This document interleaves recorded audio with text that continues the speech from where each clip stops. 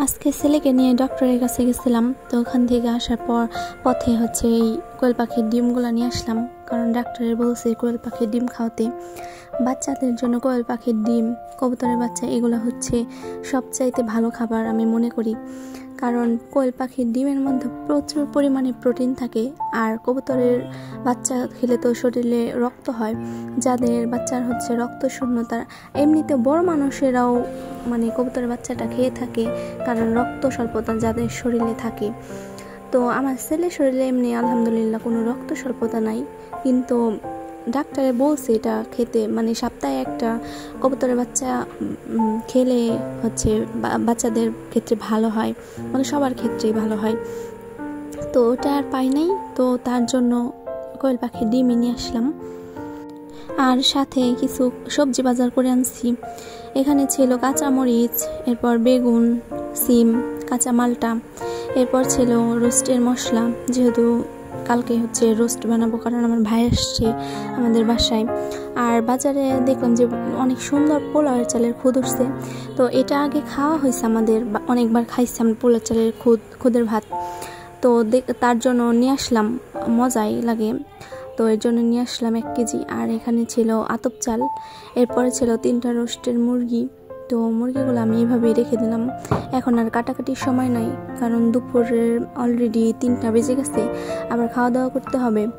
তো তার জন্য এইভাবেই রেখে দিলাম।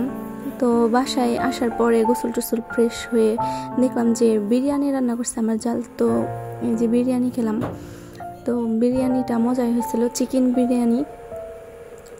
আর আজকে যেহেতু আমি বাসায় ছিলাম না, তার জন্য আর পিঠা বানানো হয় নাই, কালকেই পিঠা বানাবো ইনশাল্লাহ। তো এরপর আর ভিডিও করা হয় নাই, এটা হচ্ছে তার পর দিনে সকালবেলার ভিডিও। তো এই যে সকালবেলা আমি চালগুলো নিয়ে বসছি, এগুলো হচ্ছে বেছে নিতেছি, কারণ কয়েকটা দেখলাম বালুকণা ছিল, এরপর পাথরের মতো ছিল, আর ধান ছিল, তো ওগুলো আমি বেছে নিতেছি। বেছে আমি চালগুলো ভিজিয়ে নিব, মানে ভিজাই রাখবো আর কি। তো এরপরে যে চলে আসলাম গরুর মাংস কাটাকাটি করতে। গরুর মাংসটা আজকে কী হয়েছে, মানে ফ্রিজটা আমি অনেক সকালবেলা বন্ধ করে রাখছিলাম, যার কারণে অনেক দ্রুত ছুটে গেছে। দেখতে পারতেছেন যে হাত দেওয়ার সাথে সাথে টানাটানি করা লাগতেছে না, খুব সুন্দরভাবে খুলে আসতেছে। তো ফ্রিজটা সকালবেলা হচ্ছে বন্ধ করে তারপর আমি মাংসটা ভিজাই নিয়েছিলাম, যার কারণে এরকম ইজিভাবে ছুটে গেছে। এরপরে যে মাংস কাটাকাটি করে নিলাম, আর এদিক দিয়ে চালগুলোও ভাঙায় আনছে, তাই পিঠাটা ঝটপট করে বানিয়ে নিতেছিলাম।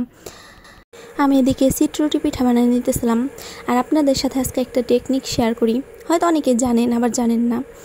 তো আমি এতদিন হাত দিয়ে সিটরুটি পিঠা বানাইছি, যার কারণে চোলা, এরপর পাতিল, মানে যেটার মধ্যে বানায় আর কি পিঠা, ওইটা হচ্ছে অনেক মেখে যেত। মানে সিটরুটি পিঠা বানালে তো এমনিতেও দেখবেন যে যারা বানান দেখবেন অনেক মানে চারপাশে অনেক মেখে যায়। তো আমি আজকে বোতল দিয়ে নতুন টেকনিক অবলম্বন করতেছি, তো দেখলাম যে না অনেক ভালোই হয় পিঠা। তো ভাবতেছি যে এখন থেকে এইভাবেই বানাবো। আর পিঠাগুলোও না সুন্দরই হইতেছিল, পাতলা পাতলা।